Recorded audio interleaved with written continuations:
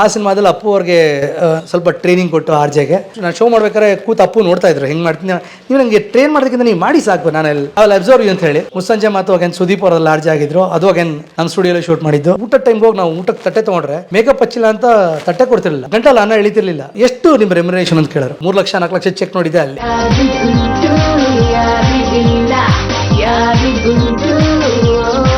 Radio cinema ಎಲ್ಲ ಮಾಡ್ತಾ ಇದ್ದಂಗೆ ಮಧ್ಯದಲ್ಲಿ ಟಿವಿಲೂ ಅಗೇನ್ ಆಂಕರಿಂಗ್ಗೆ ತುಂಬಾ ಕಾಲ್ ಬರೋಕ್ಕೆ ಶುರು ಆಯಿತು ಮಾಡು ಅಂತ ಹೇಳಿ. ಯಾರಿಗುಂಟು ಯಾರಿಗಿಲ್ಲ ಅಂತ ಒಂದು ಫೇಮಸ್ ಶೋ ಬರ್ತಿತ್ತು ಝೀನಲ್ಲಿ ಯಾರಿಗುಂಟು ಯಾರಿಗಿಲ್ಲ ಅಂತ ತುಂಬಾ ಫೇಮಸ್ ಆಗಿತ್ತು ಶೋ. ಅದು ಇನ್ನೂ ಸ್ಟಾರ್ಟ್ ಆಗಿಲ್ಲ, ಫಸ್ಟ್ ಸೀಸನ್ ನಾನೇ ಮಾಡಿದ್ದು. ಫಸ್ಟ್ ಸೀಸನ್ಗೆ ಚೆನ್ನೈಯಿಂದ ನಮ್ಮ ಡೈರೆಕ್ಟರ್ ಒಬ್ಬರು ಭೇಟಿ ಮಾಡಬೇಕು ಅಂತ ಹೇಳಿದ್ರು. ಸರಿ ಭೇಟಿ ಮಾಡಿ ಮಾತುಕತೆ ಎಲ್ಲ ಆಯಿತು. ಎಷ್ಟು ನಿಮ್ಮ ರೆಮ್ಯುನರೇಷನ್ ಅಂತ ಕೇಳೋರು. ನಾನು ಸುಮ್ಮನೆ ಇರಲಿ ಒಂದು ಚಾನ್ಸ್ ತೊಗೋಣ ಅಂಥೇಳಿ ಎಲ್ಲರಿಗೂ ಅವಾಗ 1000 ರೂಪಾಯಿ. ಗಣೇಶಂಗೆ ಅವಾಗ ನಾಪಕ ಇದೆ, ಗಣೇಶ ಹೇಳಿದ್ದು ಗಣೇಶನ್ 1500 ರೂಪಾಯಿ ಸಿಕ್ತಿತ್ತು. ಹಾಂ 1500 ರೂಪಾಯಿ 2000 ರೂಪಾಯಿ ಸಿಕ್ತಿತ್ತು. ಅದೇ ಅವಾಗ ಹೈಯೆಸ್ಟು ಒಂದು ಎಪಿಸೋಡ್ಗೆ. ಅದು ಅವಾಗ ಜಾಸ್ತಿ, ಅದು ಹೈಯೆಸ್ಟು. ಎಷ್ಟು 25 ವರ್ಷದಿಂದ? ಹಾಂ ಒಂದು 2006-7 ನಮ್ಮ ಟಾಕಿಂಗ್ 18 ಇಯರ್ಸ್ ಆಗೋ. ಸೊ ಅವಾಗ ಅದು ಜಾಸ್ತಿ 2000 ರೂಪಾಯಿ ಸಿಕ್ಕರೆ ನಿಮ್ಗೆ ಅದ್ಭುತ. ಒಂದು ಎಪಿಸೋಡ್ಗೆ 2000 ಸಿಕ್ಕರೆ ಗ್ರೇಟು. 2000 3000 ಸಿಕ್ಕರೆ ಗ್ರೇಟು. ಅಂಥದ್ರಲ್ಲಿ ನಾನು ಸುಮ್ಮನೆ ಇರಲಿ ಅಂತೇಳಿ, ಸರ್ ನಾನು ಪರ್ ಎಪಿಸೋಡ್ಗೆ I will charge 7,000 or 8,000. Yes ಅಂದ್ಬಿಟ್ರು. ಯಾರಿಗುಂಟು ಯಾರಿಗಿಲ್ಲ. ನಿಮಗೂ ಯಾರಿಗುಂಟು ಯಾರಿಗಿಲ್ಲ. ನನಗೂ ಯಾರಿಗಿಲ್ಲ. In fact and daily episode, weekend ಅಲ್ಲ, ಡೈಲಿ 7,000. ಡೈಲಿ ನಾನು 4 ಎಪಿಸೋಡ್ ಮಾಡ್ತಿದ್ದೆ. ಅಯ್ಯೋ 25,000. ಡೈಲಿ 4 ಎಪಿಸೋಡ್ ಮಾಡ್ತಿದ್ದೆ ನಾನು. ತಿಂಗಳು ಪೂರ್ತಿ 22 ದಿವಸ ಟೆಲಿಕಾಸ್ಟ್ ಆಗ್ತಿದ್ದಂಥ ಶೋ ಅದು. ಸೊ ವಿಚ್ ಮೀನ್ಸ್ ತಿಂಗಳು ಪೂರ್ತಿ ದುಡ್ಡಿನ ಸುರಿಮಳೆ. ಇನ್ಫ್ಯಾಕ್ಟ್ ಎಸ್, ಇಟ್ ವಾಸ್, ನಾನು ಲೈಫಲ್ಲಿ ಫಸ್ಟ್ ಟೈಮ್ ಒಂದು 1 ಲಕ್ಷದ ಅಥವಾ 3 ಲಕ್ಷ 4 ಲಕ್ಷ ಚೆಕ್ ನೋಡಿದ್ದೆ ಅಲ್ಲಿ ಅವಾಗ. ಇನ್ಫ್ಯಾಕ್ಟ್ ಅದರಲ್ಲಿನೇ ಬಂದಿದ್ದ ಪೇಮೆಂಟಲ್ಲಿ ಫಸ್ಟ್ ಫುಲ್ ಕ್ಯಾಶ್ ಕಾರ್ ತೊಗೊಂಬಿಟ್ಟೆ ನಾನು. ಸೊ ಅಷ್ಟು ಒಂಥರ ಆ ಶೋ ನನಗೆ ಅಷ್ಟು ಕೊಡ್ತದ್ದು. ನೀವು ಹೇಳಂಗೆ ಅದು ಯಾರಿಗುಂಟು ಯಾರಿಗಿಲ್ಲ. ನನಗೆ ಸ್ಟಾರ್ ಟ್ರೀಟ್ಮೆಂಟು, ಏನೋ ಸೂಟ್ಗಳು ನನಗೆ ಸ್ಪಾನ್ಸರ್ಡ್ ಬರೋದು, 3 ಪೀಸ್ ಸೂಟ್ಗಳು SKCಯಿಂದ ಸ್ಪಾನ್ಸರ್ಡ್ ಬರೋದು. ಸೊ ವಿಷ್ಣುವರ್ಧನ್ ಕಾಸ್ಟ್ಯೂಮರ್, ನನಗೆ ಕಾಸ್ಟ್ಯೂಮರು. ಸೊ ಒಂದು ಅದ್ಭುತ ಎಕ್ಸ್ಪೀರಿಯನ್ಸ್ ಅದು ಯಾರಿಗುಂಟು ಯಾರಿಗಿಲ್ಲ. ಅಗೇನ್ ತುಂಬ ಪಾಪ್ಯುಲಾರಿಟಿ ಕೊಟ್ಟಂಥ ಶೋ. ಒಂದು ಸುಮಾರು 5-6 ಲಕ್ಷ ಖರ್ಚು ಮಾಡಿ ಆಗಿನ ಕಾಲದಲ್ಲಿ ರಾಕ್ ಲೈನಲ್ಲಿ ಸೆಟ್ ಹಾಕಿ ಎವ್ರಿ ಎಪಿಸೋಡಲ್ಲಿ 1 ಲಕ್ಷ ನಾವು ಕೊಡ್ತಾಯಿದ್ವಿ. ಆ ಥರದ ಒಂದು ಶೋ ತುಂಬ ಫೇಮಸ್ ಆಯಿತು. 180ರಿಂದ 200 ಎಪಿಸೋಡ್ ಮಾಡಿದೆ ಅದು ನಾನು, ಯಾರಿಗುಂಟು ಯಾರಿಗಿಲ್ಲ. So again that was memorable. But ತುಂಬ ನನಗೆ ಓವರ್ ಸ್ಟ್ರೇನ್ ಆಯಿತು, ಸ್ಟ್ರೆಸ್ ಆಯಿತು, ತುಂಬ ಆಗೋಯ್ತು. ಯಾಕೆಂದರೆ 18 ಗಂಟೆ ಡೈಲಿ 4 ಎಪಿಸೋಡು, ಜೊತೆಗೆ ರೇಡಿಯೋ. ಅಯ್ಯೋ ರೇಡಿಯೋ ಬಿಟ್ಟಿಲ್ಲ, ಬಿಟ್ಟಿಲ್ಲ, ಬಿಡೋಂಗಿಲ್ಲ. So radio daily live. ಇಲ್ಲಿ ನೀವು ಸ್ಟೇಷನ್ಗೆ ಹೋಗಬೇಕು. ನೆಲಮಂಗಲದಲ್ಲಿ ಸ್ಟುಡಿಯೋ ಇದೆ, ರಾಕ್ ಸ್ಟುಡಿಯೋ. ಯಾರಿಗುಂಟು ಯಾರಿಗಿಲ್ಲ ಅಲ್ಲಿ ನಡೀತಾ ಇದ್ದು. ಬನ್ನರ್ಘಟ್ಟಲ್ಲಿ ನನ್ನ ಸ್ಟುಡಿಯೋ ಇದ್ದಿದ್ದು ಖರ್ಚಿ. ಸೊ ನಾನು ನೆಲಮಂಗಲದಿಂದ ಬನ್ನರ್ಘಟ್ಟಕ್ಕೆ 1 ಅವರಲ್ಲಿ ಹೋಗಬೇಕು ಕಾರಲ್ಲಿ ಡ್ರೈವ್ ಮಾಡಿಕೊಂಡು. ಅದು ಏನು ನನಗೋಸ್ಕರ ಇಡೀ ಟೀಮ್ ಬ್ರೇಕ್ ತೊಗೊಳ್ಳೋದು. ನಾನು ಬರೋ ತನಕ ಇಲ್ಲಿ ಶೂಟಿಂಗ್ ಟೀಮು ಎಲ್ಲ ಕ್ರಿಕೆಟ್ ಆಡ್ಕೊಂಡು ಕೂತಿರೋರು. ನಾನು 12:30 ಹೊರಟ್ರೆ, 12:30 1 ಗಂಟೆಗೆ ಹೊರಟ್ರೆ, 2 ಗಂಟೆಗೆ ನನ್ನ ಲೈವ್ ಶೋಗೆ ನಾನು ಮಧ್ಯಾಹ್ನ ರೇಡಿಯೋಲಿ ಇರಬೇಕು. ಅದೇ ಈಗ ಬಾಲ್ಕನಿ ಬಾದ್ಶಾ ಬಿಟಿ ಟಿಕೆಟ್ ಮಾಡೋದಕ್ಕೆ. ಅದು ಆನ್ ಟೈಮ್ ಇರಬೇಕು. ಅಲ್ಲಿ ಮುಗಿಸ್ಕೊಂಡು 5 ಗಂಟೆಗೆ ಹೊರಟ್ರೆ 6 ಗಂಟೆಗೆ ಮತ್ತೆ ಸೆಟ್ಟಲ್ಲಿ ಇರಬೇಕು. 6ರಿಂದ 12 ಗಂಟೆ ರಾತ್ರಿ ಶೂಟ್ ಮಾಡಬೇಕು. ಎಲ್ಲ ಒಂಥರ ಅಷ್ಟು ಪ್ಯಾಕ್ಡಾಗಿ ನನಗೆ ನಡೀತಿತ್ತು. ತುಂಬ ಓವರ್ ಸ್ಟ್ರೈನ್ ಆಗೋಯ್ತು. ಯಾವ ರೇಂಜಿಗೆ ಓವರ್ ಸ್ಟ್ರೈನ್ ಆಯಿತು ಅಂದರೆ, ನಾನು ನನ್ನ ವಾಯ್ಸ್ ಬಾಕ್ಸ್ ಕಳ್ಕೊಂಬಿಟ್ಟೆ. I didn't have my voice for almost 1 ವಾರ. ನಾನು ಮಾತಾಡಿದ್ರೆ ಬರೀ ಗಾಳಿ ಬರೋದು. ಏಕೆಂದರೆ ದಿನಕ್ಕೆ 4 ಎಪಿಸೋಡ್, ಅಲ್ಲಿ ರೇಡಿಯೋದಲ್ಲಿ 3 ಅವರು. ಸೊ ಏನಾಗಬೇಡ ಗಂಟ್ಲು ಕಿತ್ಕೊಂಡೋಯ್ತು. ಸೊ ನಾನು ENT ಸ್ಪೆಷಲಿಸ್ಟ್ ಹೇಳಿದ್ರು, ನೀನು ಇನ್ನೊಂದ್ಸಲಿ ಈ ಥರ ಓವರ್ ಸ್ಟ್ರೈನ್ ಮಾಡ್ಕೊಂಡ್ರೆ ನೀನು ವಾಯ್ಸ್ ಕಳ್ಕೊತೀಯ ಅಂತ, you will lose your voice ಅಂತ ಹೇಳಿದ್ರು. ಸೊ ತುಂಬ ಕಷ್ಟಪಟ್ಟು 1 ವಾರ ಹೆಂಗೋ ಕನ್ವಿನ್ಸ್ ಮಾಡಿ ರೇಡಿಯೋಲಿ ಇಲ್ಲಿ ಬ್ರೇಕ್ ತೊಗೊಂಡು, ಅಷ್ಟೇ ಆದ್ರೂ 1 ವಾರ ಆದಮೇಲೆ ವಾಯ್ಸ್ ಸರಿ ಹೋಗಲಿಲ್ಲ. ತುಂಬ ಗರ ಅಂತಾನೆ ನೀವು ಕೇಳಿದ್ರೆ ನಾವು ರೇಡಿಯೋ ಮಾಡಿಸಿ ಹಿಂಗಿತ್ತು ವಾಯ್ಸ್. ಈ ಥರದಲ್ಲಿ ಹೋಗಿ ರೇಡಿಯೋ ಮಾಡಿದ್ದೀನಿ, ಈ ಥರದಲ್ಲಿ ಹೋಗಿ TV ಮಾಡಿದ್ದೀನಿ. ಜನ ಅಕ್ಸೆಪ್ಟ್ ಮಾಡಿದ್ರು. ಜನ ಹತ್ರ ಕೇಳ್ತಾ ಇದ್ದೆ, ನನ್ನ ವಾಯ್ಸ್ ಸರಿ ಹೋಗೋದಕ್ಕೆ ಏನು ಮಾಡ್ಬೇಕು ನೀವೇ ಹೇಳಿ ಅಂತ. ಬಟ್ ಜನ ನನಗೆ ಎಷ್ಟು ನನ್ನ ಶೋಗೆ ಹೊಂದ್ಕೊಂಡಿದ್ರು, ಅಡಿಕ್ಟ್ ಆಗಿದ್ರು, ಅಥವಾ ಎಷ್ಟು ಅವರು ನನಗೆ ಅಷ್ಟು ಸಪೋರ್ಟ್ ಮಾಡ್ತಿದ್ರು ಅಂದರೆ, ಈ ಥರದ ವಾಯ್ಸಲ್ಲೂ ಕೇಳಿ, ಈ ಥರದ ವಾಯ್ಸಲ್ಲೂ ನನಗೆ ರೆಮಿಡಿಗಳು ಹೇಳೋರು. ಪಾಪ ಅವರೇ ಇನ್ಫ್ಯಾಕ್ಟ್ ಕಷಾಯ ಪುಡಿ ಮಾಡ್ಕೊಂಡು ಆಫೀಸ್ ತಂದುಕೊಟ್ರೋ, ಸ್ಟೇಷನ್ ತಂದುಕೊಟ್ರೋ ಇದಿದೆ, ಉದಾಹರಣೆ ಇದೆ. ಸೊ ಅಷ್ಟು ಪ್ರೀತಿ ಜನ ನಮಗೆ ಕೊಟ್ಟರು. ಆ್ಯಂಡ್ ನಾನು ಹೇಳಿದಾಗೆ ಈ ಯಾರಿಗುಂಟು ಮಾಡ್ಬೇಕಾದ್ರೆ ತುಂಬ ಓವರ್ ಸ್ಟ್ರೈನ್ ಆಗ್ತಿತ್ತು ನನಗೆ. ಒಂದ್ಸಲಿ ನಿಂತಿದ್ದ ಜಾಗದಲ್ಲೇ ಕುಸ್ದುಬಿಟ್ಟೆ. ಇನ್ಫ್ಯಾಕ್ಟ್ ಸೆಟ್ಟಲ್ಲಿ ಕಾಲು ಸ್ವಾಧೀನ ಕಳ್ಕೊಂಬಿಟ್ಟೆ. ಅಂದರೆ ಐ ವಾಸ್ ಸ್ಟ್ಯಾಂಡಿಂಗ್, ನಿಂತು ದಿವಸ ಪೂರ್ತಿ, ಎವ್ರಿ ಡೇ ಅಲ್ಲ, ಬ್ರೇಕೇ ಇಲ್ಲ. ಬ್ರೇಕ್ ಎಲ್ಲರೂ ಇದ್ದರೆ ತಾನೇ, ಬ್ರೇಕ್ ಇಲ್ಲ, ಬಿಕಾಸ್ ಟೈಮ್ ಇಲ್ಲ. 18 ಗಂಟೆ 18 hours ಡೇ ಕೆಲಸ ಮಾಡ್ತಿದ್ದೆ ನಾನು. ಸೊ ಆ ಥರದ ಒಂದು ಟೈಟ್ ಹೆಕ್ಟಿಕ್ ಸ್ಕೆಡ್ಯೂಲ್ ಕೆಲಸ ನಡೀತಾ ಇತ್ತು. ಕಾಲು ಇನ್ಫ್ಯಾಕ್ಟ್ ಸ್ವಾಧೀನ ಇಲ್ಲದೆ ಕುಸಿದೋಗಿ almost half day 1 day rest ತೊಗೊಂಡು ಆಮೇಲೆ ಶೂಟ್ ಮಾಡೋದು ನಾನು, ನಿಂತು ಇದಾಗಿ. ಸೊ ಆ ಥರದ್ದು ಒಂದು ಹಾರ್ಡ್ ವರ್ಕ್ ಇಟ್ ಪೇಡ್ ಇಲ್ಲ ಅಂತಲ್ಲ. ಆಗ ಮದುವೆ ಇಲ್ಲ ಇನ್ನು? ಇಲ್ಲ, ಮದುವೆ ಆಗಿರಲಿಲ್ಲ ಇನ್ನೂ ಅವಾಗ. ಸೊ ಅದಕ್ಕೆ ಇದೆಲ್ಲ ಮಾಡೋಕ್ಕಾಯ್ತು. ಆ ಫ್ಲೆಕ್ಸಿಬಿಲಿಟಿ ಇರ್ತಿತ್ತು. ಇನ್ಫ್ಯಾಕ್ಟ್ ಥರ ಮೆಮೊರೇಬಲ್ ಟೈಮು. 1 ಅವರಲ್ಲಿ ನಾನು ನೆಲಮಂಗಲದಿಂದ ಬನ್ನರ್ಘಟ್ಟ ರೋಡ್ಗೆ ಈ ಪ್ರೆಷರಲ್ಲಿ ಡ್ರೈವ್ ಬೇರೆ ಮಾಡ್ಕೊಂಡು ಹೋಗ್ಬೇಕಾಯ್ತು. ಎಷ್ಟು ಅಲ್ಲೋ ಪೀರಿಯಡ್ ಮಾತಾಡಬೇಕು. ಹಾಂ, ಆಲ್ಮೋಸ್ಟ್ ಒಂದು 5 to 6 months. ಸೊ ಒಂದು ಅದ್ಭುತ ಮೆಮರಿ, ಅದ್ಭುತ ದಿನಗಳದು. ಯಾರಿಗುಂಟು ಯಾರಿಗೆಲ್ಲ ಮಾಡ್ಬೇಕಾರೆ ನೀವು ಹೇಳ್ದಂಗೆ ವುಮೆನ್ಸ್ ಶೋ. ಸೊ ಒಂದು ದೊಡ್ಡ ವುಮೆನ್ ಫ್ಯಾನ್ ಬೇಸ್ ಅದರಿಂದ ನನಗೆ ಅಲ್ಲಿ ಬೆಳೀತು. ಅಲ್ಲಿ ಯಾರಿಗುಂಟು ಯಾರಿಗೆಲ್ಲ ಮಾಡ್ಬೇಕಾದ್ರೆ ಸರ್ಕಸ್ನ ಶೂಟಿಂಗ್ ಕೂಡ ನಡೀತು. ಇದಾದಮೇಲೆ ಇಮಿಡಿಯೇಟಾಗಿ circus. Again juggling between cinema and radio. ಪರವಾಗಿಲ್ಲ ಕಣ, ಇವಳು ಗಡಿಯಾರಸಲು ಇನ್ನೂ ಬೇಕಾಗಿಲ್ಲ. ಎಲ್ಲೋ ಶೂಟಿಂಗು, ಅದ್ರ ಮಧ್ಯೆ ಬಂದು ರೆಕಾರ್ಡ್ ಮಾಡು, ರಾತ್ರಿ ಎಲ್ಲ ರೆಕಾರ್ಡ್ ಮಾಡು, ಸ್ಟುಡಿಯೋಲ್ಲೇ ಸ್ಟುಡಿಯೋಲ್ಲಿ ಮಲ್ಕೊಂಡು ಬೆಳಗ್ಗೆ ಮತ್ತೆ 6 ಗಂಟೆಗೆ ಶೂಟಿಂಗ್ ಹೋಗೋದು. ಸೊ ಸ್ಟುಡಿಯೋಲೇ ವಾಚ್ಮೆನ್ ವಾಚ್ಮೆನ್ ಈ ಕಡೆ ನಾನು ಅಲ್ಲೇ ಮಲ್ಕೋತಾ ಇದ್ದಿದ್ದು, ಅಲ್ಲೇ ರೆಡಿಯಾಗಿ ತಕ್ಷಣ ಹೋಗ್ತಿದ್ದಿದ್ದು. ಸೊ ಆ ಥರದ ಒಂದು ಹಾರ್ಡ್ ವರ್ಕ್ ಡೇಸ್ ಅದು. But I have enjoyed that pressure and enjoyed that face. ತುಂಬ ಚೆನ್ನಾಗಿತ್ತು. Balancing all this was challenging. But again ಆ ಮಜಾನೇ ಬೇರೆ. ಒಂದೇ ದಿವಸದಲ್ಲಿ ಇನ್ಫ್ಯಾಕ್ಟ್ ಶೂಟಿಂಗು ಮಾಡಿ, ರೇಡಿಯೋನೂ ಮಾಡಿ, ಇವೆಂಟು ಮಾಡಿದ್ದೀನಿ. MCing ಡೇಸ್, ಕಾರ್ಪೊರೇಟ್ ಶೋಸ್ ಮಾಡ್ತೀನಲ್ಲ ಅದನ್ನು ಮಾಡಿದ್ದೀನಿ. ಸೊ ಈ ಥರದ ದಿನಗಳಲ್ಲೂ ಕೂಡ ವಿ ಹ್ಯಾವ್ ಸೀನ್. ಚೆನ್ನಾಗಿತ್ತು. ಆಸ್ ಅ ಸೈಡ್ ಆ ಒಂದು ಪ್ರೆಷರು, ಆ ಒಂದು ನಮಗೆ ಪ್ರೆಷರ್ ಅಂತ ಅನಿಸೇ ಇಲ್ಲ. ಬಿಕಾಸ್ ನನಗೇನು ಇಷ್ಟ ಆಯಿತು ಅದನ್ನ ಇಷ್ಟಪಟ್ಟು ನಾನು ಮಾಡ್ತಾಯಿದ್ದೆ.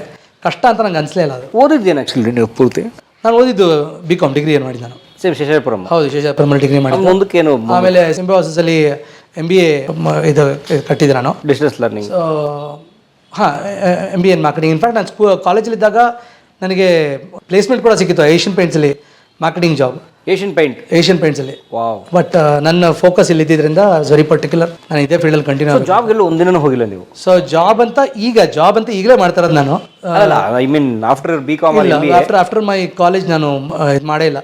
ಇನ್ಫ್ಯಾಕ್ಟ್ ಅವಾಗಲೂ ಈಸಿಯಾಗಿ ಏನು ಬರಲಿಲ್ಲ ಪರಮ್. ಅವಾಗಲೂ ತುಂಬ ಸ್ಟ್ರಗಲ್ ನಾವು ನೋಡಿದ್ದೀವಿ. ತುಂಬ ರಿಜೆಕ್ಷನ್ಸು, ಸ್ಟ್ರಗಲ್ಸು ಎಲ್ಲ ಇದೆ ಅವಾಗೆಲ್ಲ. ಯಾಕಂದ್ರೆ ಈಗ ಭಾಳ ಜನ ಈ ಸಂದರ್ಶನ ಕೇಳೋದು ಅನ್ಕೊಂಡ್ಬಿಡ್ತಾರೆ, ಭಾಳ ಈಸಿಲಿ ಲೈಫು, ಈಗ ಕಲಾವಿದ ಆಗ್ಬಿಡೋದು ಅಂತ ಅನ್ಕೋತಾರೆ. ಕ್ಯಾನ್ ಯು ಸೇ ಸಮ್ ತುಂಬ ಡೆಡಿಕೇಶನ್ ಬೇಕಾಗತ್ತೆ, ಹಾರ್ಡ್ ವರ್ಕ್ ಬೇಕಾಗತ್ತೆ. ಲಕ್ ಅನ್ನೋದು ಎಲ್ಲ ಹೊಡಿದ್ರೆ ಇವತ್ತು ಸಚಿನ್ ಮಗ ಶುಡ್ ಹ್ಯಾವ್ ಬೀನ್ ಅಲ್ವಾ, ಇನ್ನೊಬ್ಬ ಸಚಿನ್ ಆಗಬೇಕಾಗಿತ್ತು. ಯಾಕೆಂದರೆ ಸಚಿನ್ ಮಗ ಬಿಟ್ರೆ ಅವ್ನು ಲಕ್ಕಿ ಅವನು ಅಲ್ವಾ. But why Dhoni is because of his hard work. ಅವರ ಹಾರ್ಡ್ ವರ್ಕು, ಅವರ ಡೆಡಿಕೇಶನ್ನು, ಅವರ ಪ್ಯಾಷನ್ನು. ಸೊ ಲಕ್ ಒಂದೇ does not matter. Your hard work, your perseverance, your consistency, talent obviously ಇದೆಲ್ಲವೂ ಬೇಕಾಗುತ್ತೆ. ಇದ್ರ ಜೊತೆ ಲಕ್ ಒಂದು ಬೇಕಾಗುತ್ತೆ, ಫ್ಯಾಕ್ಟ್ರಿ ಇಲ್ಲ ಅಂತಲ್ಲ. ಆ್ಯಂಡ್ ನಾವು ಏನೋ ಒಂದು ಇಷ್ಟಪಟ್ಟು ಮಾಡ್ತೀವಿ ಅಂದಾಗ ಯೂನಿವರ್ಸ್ ವಿಲ್ ಕಮ್ ಟುಗೆದರ್. ಅದು ನನಗೂ ಅನುಭವ ಆಗಿದೆ. ಯಾರೋ ಯಾವುದೋ ರೂಪದಲ್ಲಿ ಬಂದು ನಿಮ್ಗೆ ಹೆಲ್ಪ್ ಮಾಡ್ತಾರೆ. ದಿಲ್ ಕಮ್ ಆಸ್ ಎನ್ ಏಂಜಲ್. ನಿಮ್ಗೊಂದು ಗುರುತು ಪರಿಚಯ ಇರಬೇಕು ಅಂತೆಲ್ಲ, ಅಥವಾ ಅಲ್ಲಿ ಜಾತಿ ಬರಲ್ಲ, ಭಾಷೆ ಬರಲ್ಲ, ಯಾರೋ ಬಂದು ಯಾವುದೋ ರೂಪದಲ್ಲಿ ನಿಮಗೊಂದು ದಾರಿದೀಪವಾಗ್ತಾರೆ. ನಿಮ್ಗೆ ಆ ಡೆಡಿಕೇಶನು, ಆ ಪ್ಯಾಷನ್ನು ಇರಬೇಕು ಅಷ್ಟೇ. Where there is a will there is a way.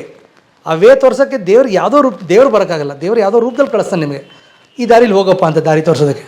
ಅದಕ್ಕೆ ನಮ್ಮ ಡೆಡಿಕೇಶನ್ನು, ನಮ್ಮ ಪ್ಯಾಷನ್ ಬೇಕು ಅಷ್ಟೇ. ಈ ನಿಮ್ಮ ಯಶೋಗಾಥೆಯ ದಾರಿಲಿ ಕಷ್ಟಗಳು ಇರಲಿಲ್ವಾ? ಸವಾಲುಗಳು ತುಂಬ ಇತ್ತು, ಹೋರಾಟಗಳು. ನಾನು ಹೇಳ್ದಂಗೆ ಇನಿಷಿಯಲ್ ಡೇಸಲ್ಲಿ ಅಂತೂ ನಾವು ಫೋಟೋ ತೊಗೊಳೋ, ಬಿಕಾಸ್ ನಮ್ಗೆ ಯಾರು ಗಾಡ್ ಫಾದರ್ ಇಲ್ಲ. ನಮಗೆ ನೀವು ಹೇಳ್ದಂಗೆ ನಾನು ಕಲಾವಿದರ ಫ್ಯಾಮಿಲಿ ಅವನಲ್ಲ. ನಾನು ನಮ್ಮ ಅಪ್ಪನೋ ನಮ್ಮ ಚಿಕ್ಕಪ್ಪನೋ they are not actors. So ನಾವು ಅವಾಗ ಫೋಟೋಗಳು ತೊಗೊಂಡೋಗ್ತಿದ್ವಿ. ಫೋಟೋಗಳು ತೊಗೊಂಡೋಗಿ ಅದರಿಂದ ಫೋನ್ ನಂಬರ್ ಬರೆದು ಕೊಡೋದು. ಸರ್ ಏನಾದ್ರು ರೋಲ್ ಇದ್ದರೆ ಹೇಳಿ ಸರ್, ಏನಾದ್ರು ಚಾನ್ಸ್ ಇದ್ದರೆ ಹೇಳಿ ಸರ್. ನಾನು ಗಣೇಶ ಹಾಗೆ ನೀವೆಲ್ಲ ನಾವೆಲ್ಲ ಗ್ಯಾಂಗು ಸೆಟ್ಟಿಂದ ಸೆಟ್ಗೆ ಹೋಗಿ ಫೋಟೋ ಕೊಡೋದು. ಸರ್ ಏನಾದ್ರು ಕೆಲಸ ಇದ್ದರೆ ಹೇಳಿ ಸರ್, ಏನಾದ್ರು ಚಾನ್ಸ್ ಇದ್ದರೆ ಕೊಡಿ ಸರ್ ಅಂತ. ಅಲ್ಲಿ ಆಡಿಷನ್ಗಳಾಗೋದು, 10 ಆಡಿಷನ್ಗಳು, ರಿಜೆಕ್ಷನ್ಗಳು. ಇನ್ಫ್ಯಾಕ್ಟ್ ಇಂದ್ರಜಿತ್ ಲಂಕೇಶ್ ಸಿಕ್ಕಾಗ ನನಗೆ, sir I am so happy that I am sitting with golden star and balcony ಬಾಚಾ ಅಂದಾಗ, ಸರ್ ಇದೇ ಗೋಲ್ಡನ್ ಸ್ಟಾರ್, ಇದೇ ಬಾಲ್ಕನಿ ಬಾಚಾ ನಿಮ್ಮ ಹತ್ರ ಆಡಿಷನ್ಗೆ ಬಂದಿದ್ವಿ ಸರ್ ಅಂತ ನಾವು ಹೇಳಿದ್ವಿ. ಮೊನಲ್ಲಿ ಸರ್ ಅದಕ್ಕೂ ಆಡಿಷನ್ಗೆ ಹೋಗಿದ್ವಿ. ಸೊ ಅಂದರೆ ಅವೆಲ್ಲ ಸಖತ್ ಸ್ಟ್ರಗ್ಲಿಂಗ್ ಡೇಸು. ಎಷ್ಟೋ ಕಡೆ ಇನ್ಫ್ಯಾಕ್ಟ್ ಊಟದ ಟೈಮ್ಗೆ ಹೋಗಿ ನಾವು ಊಟಕ್ಕೆ ತಟ್ಟೆ ತೊಗೊಂಡ್ರೆ ಮೇಕಪ್ ಹಚ್ಚಿಲ್ಲ ಅಂತ ತಟ್ಟೆ ಕೊಡ್ತಿರಲಿಲ್ಲ. ತಟ್ಟೆ ಇಡ್ರಪ್ಪ, ಮೇಕಪ್ ಹಚ್ಚಿಲ್ಲ ಇನ್ನೂ ಇರೀನವರು. ಅವಾಗ ಬೇಜಾರಾಗೋದು. But it's a learning phase. In fact ಒಂದು 4 ಟೇಕ್ ಜಾಸ್ತಿ ತೊಗೊಂಡ್ಬಿಟ್ರೆ ಡೈರೆಕ್ಟರ್ಗಳು ನಮ್ಗೆ ಅವಾಗ, ಇವ್ರಿಗೆ ಊಟ ಜಾಸ್ತಿ ಆಗಪ್ಪ, ಅನ್ನ ಜಾಸ್ತಿ ಹಾಕೋ, ಟೇಕ್ ಜಾಸ್ತಿ ತೊಗೊಂಡಿದ್ದಾರೆ, ರೀಲ್ ತಿಂದಿದ್ದಾರೆ ಅನ್ನೋರು. ಸೊ ಗಂಟಲ್ಲ ಅನ್ನ ಎಳಿತಿರ್ಲಿಲ್ಲ. ಬಟ್ ಇದನ್ನೆಲ್ಲ ಡೈಜೆಸ್ಟ್ ಮಾಡಿಕೊಂಡು ಇವೆಲ್ಲ ಇವೆಲ್ಲ learning phase. I don't call it struggling, but it's a learning. We should take it as a learning. And ಕಷ್ಟಪಟ್ಟರೆ ಆಮೇಲೆ ಆ ಸುಖದ ರುಚಿ. ನೋಡಿ, ನೀವು ಹೇಳೋದು ಅದೇ ಕರೆಕ್ಟಾಗಿ ಲರ್ನಿಂಗು. ನೀವು ಎಲ್ಲವೂ ಸುಖವಾಗಿ ಸಿಕ್ಬಿಟ್ರೆ ಟಪ್ ಟಪ್ ಟಪ್ ಅಂತ, ಹೌದು, ಅದ್ರ ಬೆಲೆ ಗೊತ್ತಾಗಲ್ಲ ಅದ್ರದ್ದು. ಇವಾಗಿನ ಪ್ರಾಬ್ಲಮ್ ನಾನು ನೋಡ್ತಾ ಇರೋದು ಅದು ಡಿಜಿಟಲ್ ಇಸ್ ಫ್ಯಾಬುಲಸ್. ಎಷ್ಟು ಜನಕ್ಕೆ ಅದೊಂದು ಪ್ಲಾಟ್ಫಾರ್ಮ್ ಕೊಟ್ಟಿದೆ, ಇಲ್ಲ ಅಂತಲ್ಲ. ಬಟ್ ಇನ್ಸ್ಟೆಂಟ್ ಫೇಮ್ ಸಿಕ್ಬಿಡುತ್ತೆ. ಅಗೇನ್ ಅವ್ರು 4 ದಿನಕ್ಕೆ ಮರೆಯಾಗ್ಬಿಡ್ತಾರೆ. ಅವ್ರು 4 ದಿನ ಫೇಮಸ್ ಆದವರು 4 ದಿನಕ್ಕೆ ಹಾಗೆ ಮರೆಯಾಗ್ಬಿಡ್ತಾರೆ. ಅಲ್ಲಿ ಆ ಕನ್ಸಿಸ್ಟೆನ್ಸಿ, ಆ ಹಾರ್ಡ್ ವರ್ಕು ಅದು ಬೇಕು. ಅದು ಮಾಡಿದಾಗ ಮಾತ್ರ ಸಸ್ಟೈನ್ ಆಗಲಿಕ್ಕೆ ಸಾಧ್ಯ. ಇಲ್ಲದ್ರೆ ಇನ್ಸ್ಟೆಂಟ್ ಫೇಮ್, ನಾನು 4 ದಿನ ಫೋನ್ ಇಟ್ಕೊಂಡು, ಮೊಬೈಲ್ ಫೋನ್ ಇಟ್ಕೊಂಡು ನಾನು ಕಂಟೆಂಟ್ ಮಾಡಿಬಿಟ್ಟೆ, ನಾನು 4 ಲೈಕ್ ಬಂದುಬಿಡ್ತು, ನಾನು ಸ್ಟಾರ್ ಅಂದ್ಕೊಂಡ್ಬಿಟ್ರೆ ಅಲ್ಲೂ ಮುಗಿದೋಗುತ್ತೆ. ಕಂಟಿನ್ಯೂಸ್ ಜರ್ನಿ ಇದು. ನಾವು we are in rented house ಅನ್ಕೋಬೇಕು. ಇದಕ್ಕೆ ಬಾಡಿಗೆ ನಾವು ಕಟ್ತಾ ಇರೋದು ಏನಂದರೆ ನಮ್ಮ ಹಾರ್ಡ್ ವರ್ಕು, ನಮ್ಮ ಒಂದು ಪೇಷನ್ಸು, ನಮ್ಮ ಒಂದು ಪರ್ಸೀವರೆನ್ಸು, ಇದೇ ನಾವು ಕಟ್ತಾರೋ ಬಾಡಿಗೆ. ಸೊ ನಾವು ಇದು ಮಾಡ್ತಾಯಿದ್ರೆ ಮಾತ್ರ ಈ ಮನೇಲಿ ಉಳಿಯೋಕ್ಕೆ ಸಾಧ್ಯ. ನಾನು ಸುಮಾರು ಇಂಡಸ್ಟ್ರಿಗೆ ಬಂದು ಆಲ್ಮೋಸ್ಟ್ 25 ವರ್ಷ ಆಗುತ್ತೆ ಈಗ. ಈ ಜರ್ನಿ ನಾನು ಕಲ್ತಿರೋದು ಅಷ್ಟೇ. ನೀವು ಸಾಕಾಯಿತು ಅಂತ ನಿಲ್ಸೋಂಗೇ ಇಲ್ಲ. ಕಂಟಿನ್ಯೂಸ್ ಆಗಿ ನೀವು ವರ್ಕ್ ಮಾಡ್ತಾನೆ ಇರಬೇಕು, ಹಾರ್ಡ್ ವರ್ಕ್ ಮಾಡ್ತಾನೆ ಇರಬೇಕು. ಸ್ಟಾರ್ ಆಗ್ಬಿಟ್ರೆ ಅಂತ ರಿಲ್ಯಾಕ್ಸ್ ಆಗೋಂಗಿಲ್ಲ. ಇಲ್ಲ, ರಿಲ್ಯಾಕ್ಸ್ ಆಗೋಂಗಿಲ್ವೇ ಇಲ್ಲ. ಬಿಕಾಸ್ ನಾನು ಹೇಳ್ದಂಗೆ ನೀವು ರೆಂಟೆಡ್ ಹೌಸಲ್ಲಿ ಇದ್ದೀರಾ, ನಾನು ಇನ್ಯಾರೋ ಬಾಡಿಗೆ ಮನೆಗೆ ಬರ್ಬೋದು, ನಮ್ಮ ಮನೆ ಖಾಲಿ ಮಾಡಿಸ್ಬಿಡ್ತಾರೆ. ಕೇಳಿದ್ರೆ ಪಾತ್ರನೇ ತಾಚಿ ಹಾಕ್ಬಿಡ್ತಾರೆ. ಹೌದು. ಸೊ ಹಾಗಾಗಿ ನಾವು ತುಂಬ ಜವಾಬ್ದಾರಿಯಿಂದ ಇಲ್ಲಿರಬೇಕಾಗತ್ತೆ.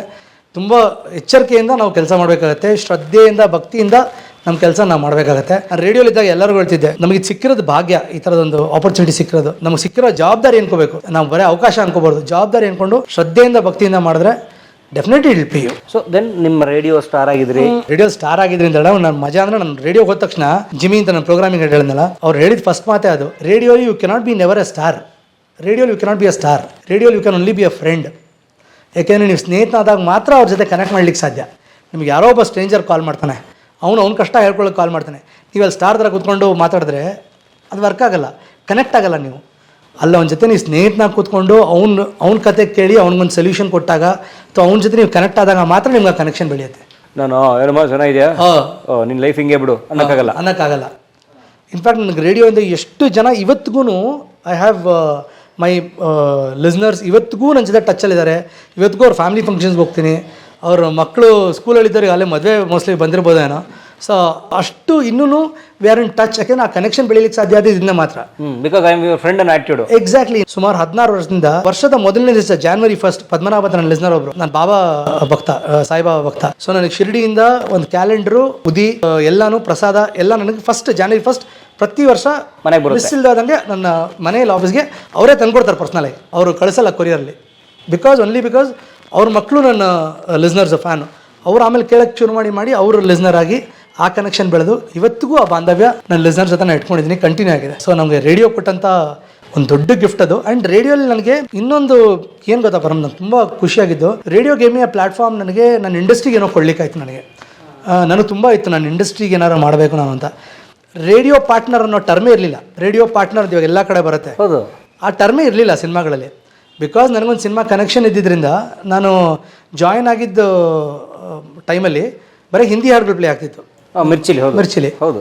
ಇನ್ನು ಮಿರ್ಚಿ ಅಂತ ಹೇಳಿ ಎಲ್ಲ ಸ್ಟೇಷನ್ಸಲ್ಲೂ ಕನ್ನಡ ಹಾಡುಗಳು ಪ್ಲೇ ಆಗ್ತಿರಲಿಲ್ಲ. ಎಲ್ಲೂ ಕನ್ನಡ ಹಾಡು ಪ್ಲೇ ಆಗ್ತಿರಲಿಲ್ಲ, ಬರೀ ಹಿಂದಿ ಹಾಡು, ಕನ್ನಡದ ಜಾಕ್ ಟಾಕು, ಕನ್ನಡದ ಮಾತಿತ್ತು. ಸೊ ನಾನು ಬಂದಿದ್ದು ಒಂದು 4 ತಿಂಗಳಿಗೆ ಐಶ್ವರ್ಯ ಅಂತ ಒಂದು ಸಿನಿಮಾ ಬಂತು.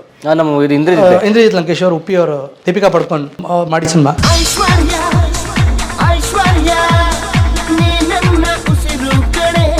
ಅದರ ಒಂದು ಹಾಡುಗಳನ್ನ ನನಗೆ ಇಂದ್ರಜಿತ್ ಫಸ್ಟ್ ಟೈಮ್ ತೋರಿಸಿ ಕೇಳಿಸಿದ್ರು. ಇನ್ನೊಂದ್ಸರಿ ಕೇಳು ಈ ಹಾಡನ್ನ, ಒಂದ್ಸರಿ ನೀನು ಕೇಳು ಸಾಕು ಅಂತ. ಕೇಳೋದು ತುಂಬ ಏನೋ ಒಂದು ಬೇರೆ ಸೌಂಡಿಂಗ್ ಅಂತ ಅನ್ನಿಸ್ತು. ಇದನ್ನ ನಿಮ್ಮ ಸ್ಟೇಷನ್ ಪ್ಲೇ ಮಾಡೋಕ್ಕಾಗತ್ತಾ ಅಂತ ಕೇಳಿದ್ರು. ಸರ್, ಡಿಸೈಡಿಂಗ್ ಅಥಾರಿಟಿ ನಾನಲ್ಲ, ಬಟ್ ನಾನು ಸಜೆಸ್ಟ್ ಮಾಡಬಲ್ಲೆ, ಖಂಡಿತ ನಾನು ಸಜೆಸ್ಟ್ ಮಾಡ್ತೀನಿ ಅಂತ ಹೇಳಿ ನಮ್ಮ ಸ್ಟೇಷನಿಗೆ ಹೇಳಿದೆ. ಸರ್, ತುಂಬ ಪ್ರಾಮಿಸಿಂಗ್ ಆಗಿದೆ, ಕನ್ನಡ ಹಾಡೆಲ್ಲ ಪ್ಲೇ ಮಾಡ್ತೀವಿ ನಾವು, ಬರೀ ಹಿಂದಿ ಹಾಡು ಪ್ಲೇ ಮಾಡೋದಲ್ವ ಸರ್, ಒಂದು ಕನ್ನಡ ಟ್ರೈ ಮಾಡೋಣ ಸರ್, ಈ ರಿಸ್ಕನ್ನು ನಾನು ತೊಗೋತೀನಿ ಸರ್, ಒಂದು ಕನ್ನಡ ಹಾಡು ಹಾಕೋಕ್ಕೆ ಶುರು ಮಾಡೋಣ ಸರ್, ಅದು ವರ್ಕ್ ಆಗಲಿಲ್ಲ ಅಂದರೆ ನನ್ನ ಜವಾಬ್ದಾರಿ, ನಾನು I will take the responsibility ಅಂತೇಳಿ. ಅವಾಗ ನನ್ನ ಕೆಲಸ ಹೋಗ್ತಿತ್ತು ಏನೋ ಗೊತ್ತಿಲ್ಲ, ಅಕಸ್ಮಾತ್ ವರ್ಕ್ ಆಗದೆ ಹೋದರೆ. ಬಟ್ ಫಾರ್ ಮೈ ಲಕ್ ಸಕ್ಕದಾಗಿ ವರ್ಕ್ ಆಯಿತು. ಎಕ್ಸ್ಕ್ಲೂಸಿವ್ ಆಗಿ ಪ್ಲೇ ಮಾಡಿದ್ವಿ, ಬ್ಯಾಕ್ ಟು ಬ್ಯಾಕ್ ಐಶ್ವರ್ಯ ಹಾಡುಗಳು ಹೊಡ್ತಿತ್ತು. ಮೊನ್ನೆ ಅವ್ರ ಮಗನ ಸಿನಿಮಾ ಗೌರಿ ಲಾಂಚಲ್ಲಿ ಕೂಡ ಇಂದ್ರಜಿತ್ ಮಾತನ್ನು ಹೇಳಿದ್ದಾರೆ. ಸೊ ಅಲ್ಲಿಂದ 2 ತಿಂಗಳಿಗೆ ಮುಂಗಾರು ಮಳೆ ಬಂತು. ಅಗೇನ್ ಮುಂಗಾರು ಮಳೆ ನಿಮ್ಗೆ ಗೊತ್ತು ಯಾವ ಥರದ ವೇವ್ ಕ್ರಿಯೇಟ್ ಮಾಡೋದು ಅಂತ. ಅನಿಸುತ್ತಿದೆ ಯಾಕೋ ಎಂದು ನೀನೇನೆ ನನ್ನ ಬಳಿಂದು. ಅಗೇನ್ ಗಣೇಶ ನಾನು ಅಷ್ಟು ಫ್ರೆಂಡ್ಸ್ ಆಗಿದ್ದರಿಂದ ಅಪ್ಪಿ ಒಂಚೂರು ಮಾಡೋಣ ಅಂಥೇಳಿ. ಸೊ ಅದು ಸಖತ್ ಪ್ರಾಮಿಸಿಂಗ್ ಆಗಿತ್ತು ಅಂತ ಮುಂಗಾರು ಮಳೆ ಶುರು ಮಾಡಿ ಅಲ್ಲಿಂದ there was no look back, there was no stopping. ಕನ್ನಡದಲ್ಲಿ ಅಥವಾ ಕರ್ನಾಟಕದಲ್ಲಿ ಖಾಸಗಿ ರೇಡಿಯೋ ವಾಹಿನಿಗಳಲ್ಲಿ ಹೌದು ಕನ್ನಡ ಹಾಡುವ ಬರುವ ಇದ್ರಲ್ಲಿ ನಿಮ್ಗೆ ದೊಡ್ಡ ಕೊಡುಗೆ ಇದೆ. ಅಳಿಲು ಅಂತ ಹೇಳ್ತೀನಿ, ದೊಡ್ಡದಲ್ಲ, ಬಟ್ ಆದರೆ ನನಗೊಂದು ಖುಷಿ ಇದೆ. ನನ್ನ I was part of it ಅಂತ ಡೆಫಿನೆಟ್ಲಿ ಆ ಕಾಂಟ್ರಿಬ್ಯೂಷನ್ ಇದೆ. ಸೊ ಅಲ್ಲಿಂದ ವಿ ಟರ್ನ್ಡ್ ಕನ್ನಡ. ಎಷ್ಟು ಹಿಟ್ ಆಗೋಯ್ತು ಅಂದರೆ ಐಶ್ವರ್ಯ ಮುಂಗಾರು ಮಳೆ, ಅಲ್ಲಿಂದ ಇಡೀ ಸ್ಟೇಷನ್ ಕನ್ನಡ ಆಗೋಯ್ತು. And we became number 1 by some huge margin. ಯಾರು ಹತ್ತತ್ರ ಯಾವ ಸ್ಟೇಷನ್ಸು ಆ ಮಾರ್ಜಿನ್ ಇಲ್ಲ. ಸೊ ಅದನ್ನು ನೋಡ್ಕೊಂಡು ಬೇರೆ ಎಲ್ಲ ಚಾನೆಲ್ಸು ಇದೇ ವರ್ಕ್ ಆಗೋದು ಮಾರ್ಕೆಟ್ಗೆ ಅಂತೇಳಿ ಅವರೆಲ್ಲ ಕನ್ನಡ ಆದರು, ಬೇರೆ stations. So Mirchi was the first station to turn completely Kannada. ಅದಾದಮೇಲೆ ಬೇರೆ ಸ್ಟೇಷನ್ಗಳೆಲ್ಲ ಇಮಿಡಿಯೇಟಾಗಿ ಈ ಸಕ್ಸಸ್ ನೋಡಿಕೊಂಡು ಕನ್ನಡ ಆದರು.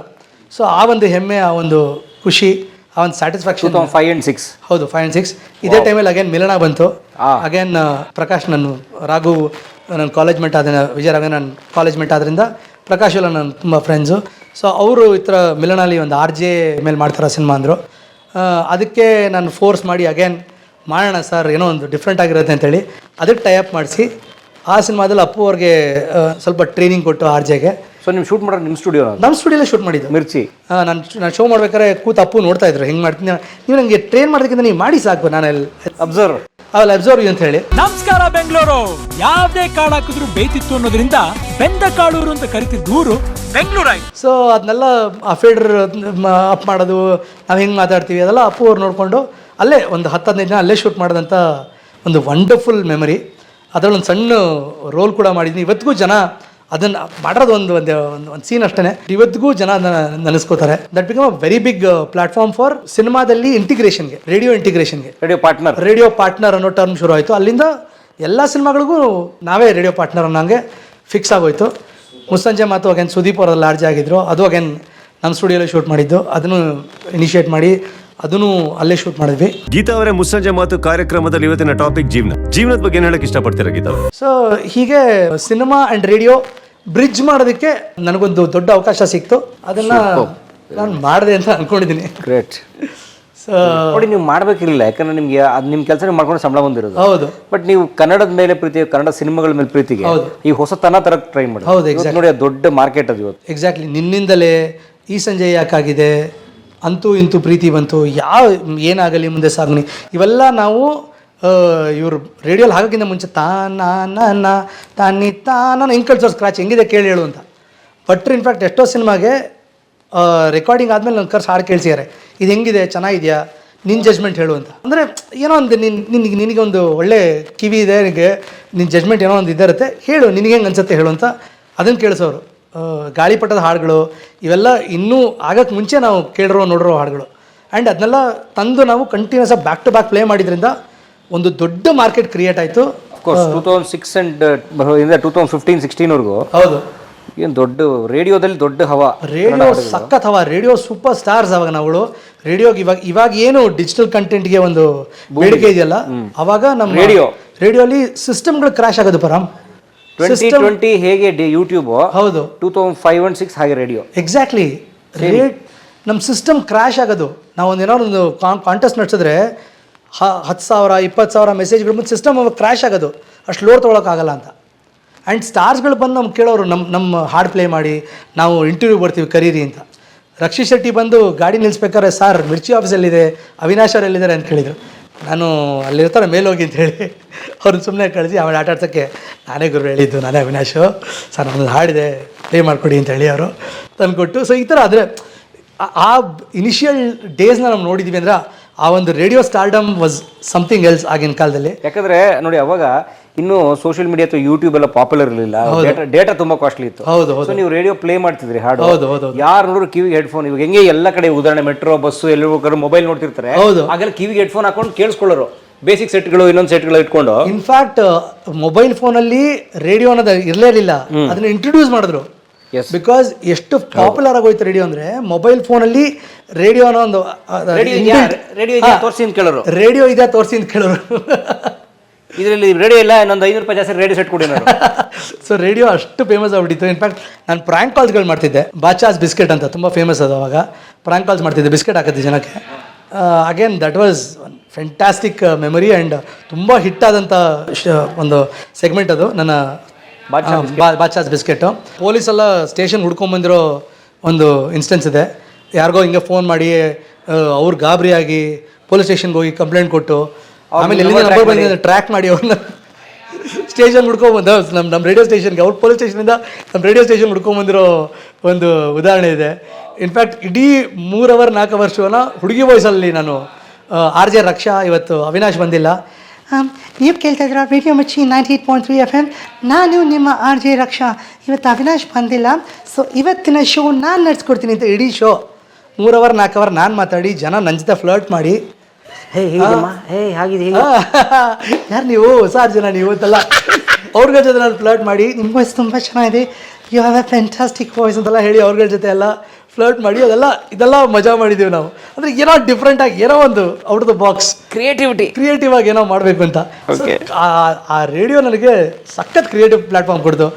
ಶಂಭುಲಿಂಗ ಶಾಸ್ತ್ರಿ ಅಂತ ಒಂದು ಕ್ಯಾರೆಕ್ಟರ್ ಬರೀತಿದ್ದೆ, ಸುಮಾರು ಕ್ಯಾರೆಕ್ಟರ್ಗಳು ರೇಡಿಯೋಲಿ ಸುಮಾರು 1000 ಸ್ಕ್ರಿಪ್ಟ್ಗಳು ಬರ್ತೀನಿ ಈ ಥರ ಸ್ಪಾರ್ಕ್ಲರ್ಸ್ ಕ್ಯಾರೆಕ್ಟರ್ಗಳನ್ನ ರೇಡಿಯೋಗೆ. ನಾನು ಹೇಳ್ದಂಗೆ ಒಂದು ಸಣ್ಣ ಎಳೆ ಇಟ್ಕೊಂಡು 1.5 ನಿಮಿಷದಲ್ಲಿ ನಾನು ಅದನ್ನ ಆ್ಯಡ್ ಬರ್ದಂಗೆ ಬರೀಬೇಕು, ಫಿಲ್ಲರ್ ಮಾಡ್ಬೇಕನ್ನ. ಸೊ ಆ ಥರದ ಚಾಲೆಂಜ್ ಅದು ನಾನು ಕ್ರಿಯೇಟಿವ್ ತುಂಬ ಕೀಕ್ ಕೊಡ್ತಿತ್ತು. ಅದು 1 ದಿನದಲ್ಲಿ 20 ಸ್ಕ್ರಿಪ್ಟ್ಗಳೆಲ್ಲ ನಾನು ಶೂಟಿಂಗ್ ಹೋಗೋ ಟೈಮಲ್ಲಿ 1 ದಿನದಲ್ಲಿ 20 ಸ್ಕ್ರಿಪ್ಟ್ ಬರೆದಿರೋ ಇನ್ಸ್ಟೆನ್ಸ್ ಇದೆ.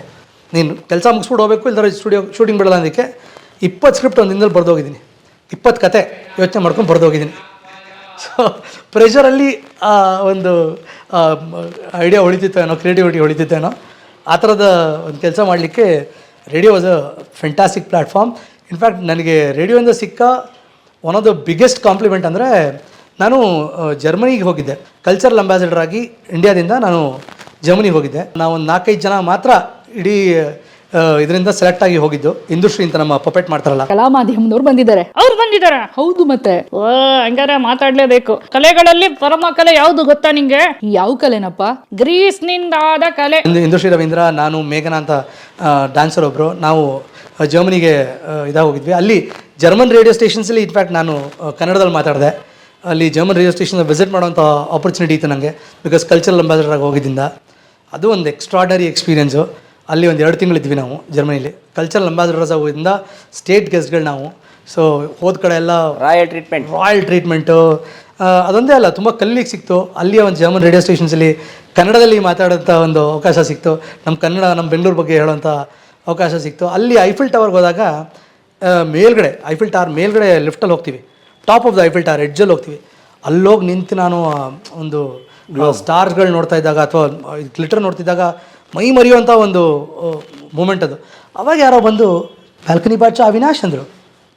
ನಾನು ತಗ್ಗಂದು ವಿ ಆರ್ ಯುವರ್ ಫ್ಯಾನ್ಸ್, ನಾವು ನಿಮ್ಮ ರೇಡಿಯೋ ಲಿಸ್ನರ್ಸು, ಕೇಳಿದ್ದೀವಿ, ಎಷ್ಟು ಖುಷಿ ಆಗ್ತಿದೆ, ಬೆಂಗಳೂರಿಂದ ಇಲ್ಲಿ ಬಂದಿದ್ದೀರಾ ಅಂತೆಲ್ಲ ಮಾತಾಡ್ಸಿದ್ರು. ನಾನು ಏನಯ್ಯ ಇದಕ್ಕಿಂತ ಭಾಗ್ಯ ಇನ್ನೇನು, ಇದಕ್ಕಿಂತ ಇನ್ನೊಂದು ಔಟ್ ದ ವರ್ಲ್ಡ್ ಫೀಲಿಂಗ್ ಇನ್ನೇನು ಅಂತ ನನಗೆ ಅನ್ನಿಸ್ತು.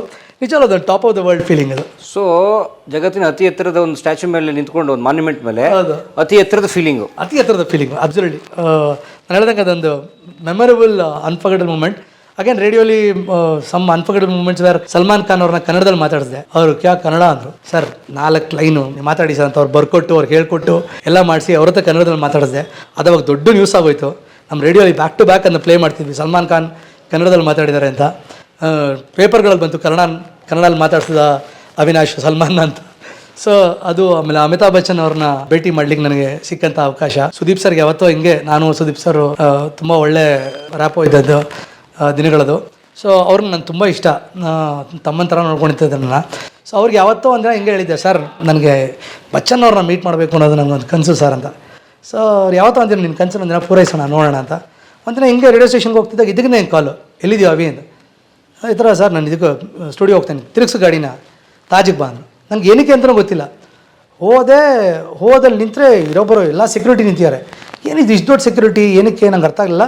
ಒಳಗೋದೆ, ಸುದೀಪ್ ಅವ್ರು ಕರೆದಿದ್ದಾರೆ ಅಂದೆ. ಮೇಲ್ಗಡೆ ಹೋದರೆ ಎದುರುಗಡೆ ಅಮಿತಾಬ್ ಬಚ್ಚನ್ ಅವರು. ನನಗೆ ತಿರುಪತಿ ತಿಮ್ಮಪ್ಪ ನೋಡ್ದಂಗೆ ಫೀಲಿಂಗ್ ಅದು, ಯಾಕೆಂದರೆ I am biggest fan of Bachchan. So ಅವ್ರನ್ನಲ್ಲಿ ಎದುರುಗಡೆ ನೋಡಿ ನನಗೆ ಅದೇ ಒಂದು ತೃಪ್ತಿ. ಅದಾದಮೇಲೆ ಅವ್ರನ್ನ ಇಂಟರ್ವ್ಯೂ ಮಾಡೋ ಅವಕಾಶ. ಸೊ ಅವ್ರನ್ನ ಇಂಟರ್ವ್ಯೂ ಮಾಡಿ ಅವ್ರ ಜೊತೆ ಮಾತಾಡಿ, ಸುದೀಪ್ ಅವರ ಫ್ಯಾಮಿಲಿ ಬಿಟ್ಟರೆ ನಾನು ಅಷ್ಟೇ ಜನ ಇರೋದಲ್ಲಿ. ಸುದೀಪ್ ಅವ್ರ ಅಪ್ಪ ಅಮ್ಮ, ಸುದೀಪ್ ಅವರು, ನಾನು, ಇಷ್ಟೇ ಜನ ಇರುವಂಥ ಒಂದು ಮೂಮೆಂಟ್ ಅದು. Unforgettable moment. Thanks to Sudeep sir. ಅದಕ್ಕೆ I will always be thankful to him. ಮಾತಾಡಿ ನಿಮ್ಗೆ ಇಂಟರ್ವ್ಯೂ ಕೊಟ್ಟರು? ಎಸ್, ಇಂಟರ್ವ್ಯೂ ಕೊಟ್ಟರು. ರೇಡಿಯೋ ಯಾರಿಗೂ ಕೊಡಲಿಲ್ಲ, ನಾನು ಒಬ್ಬನಿಗೆ ಕೊಟ್ಟಿದ್ದೆ ರೇಡಿಯೋಲಿ. ಅಂದರೆ ಬ್ಯಾಂಗ್ಳೂರು ಸ್ಟೇಷನಲ್ಲಿ ನಾನು ಒಬ್ಬನಿಗೆ ಇಂಟರ್ವ್ಯೂ ಸಿಕ್ತು. ಸೊ ಅವಾಗ ಇಂಟರ್ವ್ಯೂ ಮಾಡಿ ಅದನ್ನ ಏರ್ ಮಾಡಿದ್ವಿ. Out of the world feeling ಅದು. ಸೊ ರೇಡಿಯೋ, ಖಾಸಗಿ ರೇಡಿಯೋಗಳ ಹಲವು ಪ್ರಥಮಗಳಿಗೆ ನೀವು ಸಾಕ್ಷಿ ಅಥವಾ ನಿಮ್ಮಿಂದ ಆಗಿದ್ದಾವೆ? ನನ್ನಿಂದ ಆಗಿರೋದಕ್ಕಿಂತ ನಾನು ಪಾರ್ಟ್ ಆಫ್ ಇಟ್ ಅನ್ನೋದು ನನಗೆ ತುಂಬ ದೊಡ್ಡ ಹೆಮ್ಮೆ. ನನ್ನಿಂದ ಒಂದು ಅಳಿಲು ಸೇವೆ ಅಲ್ಲಿಗೆ ಒಂದು ಆಯಿತು ಅನ್ನೋದು ಒಂದು ಖುಷಿ. ಬಿಕಾಸ್ ನಾನು ಯಾವತ್ತೂ ಏನೋ ಸಾಧಿಸ್ಬಿಟ್ಟೆ ಅನ್ನೋದು ನನಗೆ ಯಾವತ್ತೂ ಇವತ್ತಿಗೂ ಬಂದಿಲ್ಲ.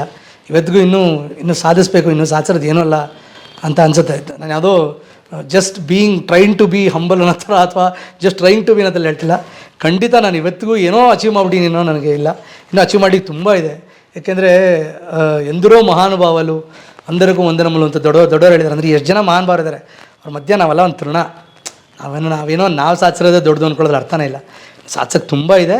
ಏನೋ ನಮಗೊಂದು ಅವಕಾಶ ಸಿಕ್ತು ಈ ಎಲ್ಲ ಒಂದು ಪಾರ್ಟ್ ಆಗಿರೋದಕ್ಕೆ ಅನ್ನೋದೇ ಒಂದು ನಮ್ಮ ಭಾಗ್ಯ ಅಂತ ಅನ್ಕೋಬೇಕು. ಎಷ್ಟು ವರ್ಷದ ರೇಡಿಯೋ ಅನುಭವ? ರೇಡಿಯೋ 8 ವರ್ಷ ಇದ್ದೆ ನಾನು. ಸುಮಾರು 8 years ಇನ್ ರೇಡಿಯೋ. ಶೋ? ಆಲ್ಮೋಸ್ಟ್ ಒಂದು 4000 ಶೋಸ್. ಎಷ್ಟು ಗಂಟೆಗಳು? ಎಷ್ಟು ಸಾವಿರ ಗಂಟೆ? 10,000 ಗಂಟೆಗಿಂತ ಜಾಸ್ತಿ ರೇಡಿಯೋದಲ್ಲಿ. And best part of it was ನನ್ನ ಶೋ ಫಸ್ಟ್ ಡೇಯಿಂದ ನಾ ಬಿಡೋ ದಿವಸದವರೆಗೂ ನನ್ನ ಶೋ ನಂಬರ್ 1 ಆಗಿತ್ತು. ವಾವ್. ಬಾಲ್ಕನಿ ಬಾದ್ಶಾ ಅವಿನಾಶ್. ಮಧ್ಯದಲ್ಲಿ ಡ್ರೈವ್ ಶೋ ಕೂಡ ಮಾಡಿದೆ, ಈವ್ನಿಂಗ್ ಶೋ ಮಾಡ್ತಿದ್ದೆ, ಒಂದು 5 to 9 ಶೋ ಮಾಡ್ತಿದ್ದೆ, ಅದು ಕೂಡ ನಂಬರ್ 1 ಆಗಿತ್ತು. ಬಟ್ ನಾನು ಮಾಡಿದಷ್ಟು ದಿನ ನನ್ನ ಶೋ ವಾಸ್ ನಂಬರ್ 1. ನಾನು ಬಿಡೋ ದಿವಸನೂ ನನ್ನ ಸ್ಟೇಷನ್ ಹೆಡ್ಡು, ನನ್ನ ರೀಜನಲ್ ಹೆಡ್ಡು ಗಣೇಶ್ ಅಂತ ಅವರು ಹೇಳಿದ್ರು, ಯಾಕೆ ಬಿಡ್ತೀಯ ನೀನು, you are still the number 1 on your show, on your platform. ಒಂದು ರಿಸರ್ಚ್ ಮಾಡಿದರು ಬೆಂಗಳೂರಲ್ಲಿ, ಯಾರು ಟಾಪ್ RJs ಅಂದಾಗ ಟಾಪ್ 5 RJಗಳ ನನ್ನ ಹೆಸರಿತ್ತು ರೀಕಾಲಲ್ಲಿ. ಸೊ ಈ ಥರ ಟೈಮಲ್ಲಿ ಯಾಕೆ ಬಿಡ್ತೀಯ ಅಂತ ಕೇಳಿದರು. ಬಟ್ ನನಗೆ ಸಾಕಾಯಿತು ರೇಡಿಯೋ ಅಂದೆ. ಸಚಿನ್ ತೆಂಡೂಲ್ಕರ್ ಕ್ರಿಕೆಟ್ ಆಡೋದು ಸಾಕಾಯಿತು ಅಂತನಾ, ನೀನು ಸಾಕಾಯಿತು ಅಂತಿದೆಯಲ್ಲ, ಮಾಡಬೇಕು ನೀನು ಮುಂದೆ, ಯು ಸ್ಟಿಲ್ ಹ್ಯಾವ್ ನೀವು ಮಾಡು ಅಂತ ಹೇಳೋದು. ಬಟ್ ನಂಗೆ ರೇಡಿಯೋ ಸಾಕಾಯಿತು ಸರ್, ಜನ ಸಾಕೋನಕ್ಕೆ ಮುಂಚೆ ನಾನು ಅದನ್ನು ಬಿಟ್ಟು ಬೇರೆ ಏನೋ ಮಾಡಬೇಕು ಅನ್ನೋದು ನನಗಿದೆ ಸರ್ ಅಂತೇಳಿ ಅಲ್ಲಿಂದ TV ಮೂವ್ ಆದೆ ನಾನು. ಏನು ಮಾಡಿದ್ರಿ ಟಿವಿನಲ್ಲಿ ಕಲರ್ಸ್ಗೆ ನಾನು ಜಾಯ್ನ್ ಆದೆ. ಸೊ ಮುಂದೆಯಿಂದ ತೆರೆ ಹಿಂದೆಗೆ ಬಂದೆ. ಅದ್ರ ಮಧ್ಯ ಹೋಮ್ ಮಿನಿಸ್ಟರ್ ಅಂತ ಝೀಗೆ ಒಂದು ಶೋ ಮಾಡ್ತಾಯಿದ್ದೆ.